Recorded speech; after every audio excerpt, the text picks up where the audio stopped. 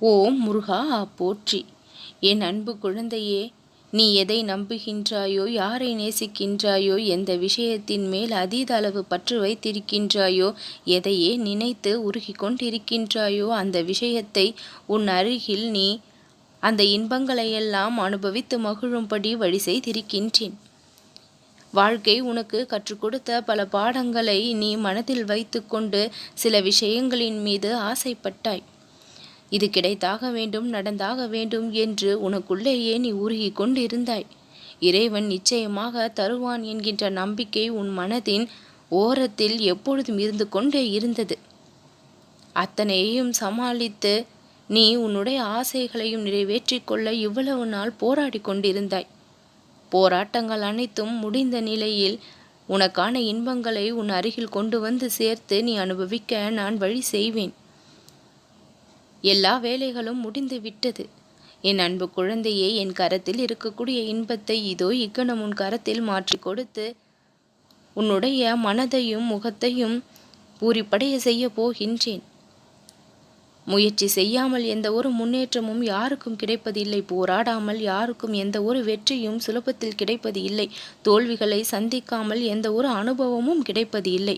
படிப்படியாக ஒவ்வொரு தோல்விகளும் உனக்கு ஒவ்வொரு அனுபவத்தை கொடுத்து உன்னை மெருகேற்றி இருக்கின்றது.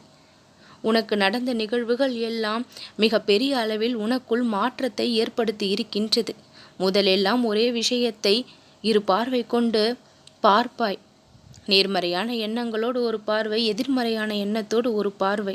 இப்பொழுது எல்லாம் சிந்தித்து நேர்மறையான பார்வையோடையே உன்னுடைய குறிக்கோள் அனைத்தும் இருக்கின்றது. உன்னுடைய கண்ணோட்டம் பல வகைகளில் மாறி இருக்கின்றது.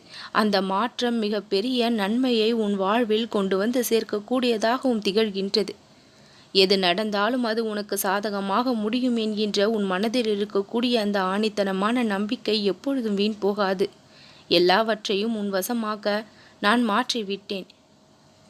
ஏன் இப்படி நடக்கின்றது என்று இதனால் வரை உன் மனம் கேள்வி கேட்டபடி இருந்தது. ஆனால் இனி எப்படி இதெல்லாம் நடக்கின்றது என்று அதிசயத்தில் பூரிப்படையும். புலம்பிக் கொண்டிருந்த உன்னுடைய நாவானது இனி இந்த முருகனுக்கு எந்த ஒரு புலம்பலும் இல்லாமல் நன்றிகளை மட்டுமே சொல்லி கொண்டு இருக்கும்.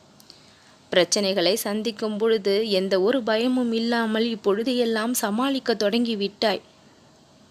மன உளைச்சலுக்குள் சென்றுவிடக்கூடாது என்று அனைத்தையும் சுதாரித்து உன் வாழ்க்கை எப்படி வாழ வேண்டும் என்று கற்றுக்கொண்டு இருக்கின்றாய்.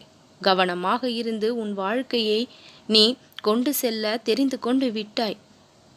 பிறருடைய வார்த்தைகளுக்கு எல்லாம் பெரிதளவில் இடம் கொடுத்து கொண்டு இருக்கக்கூடாது என்று தெரிந்து ஆங்காங்கே அந்த எதிர்மறையான பேச்சுக்களை எல்லாம் விட்டுவிட்டு நகர்ந்து வர தொடங்கி விட்டாய்.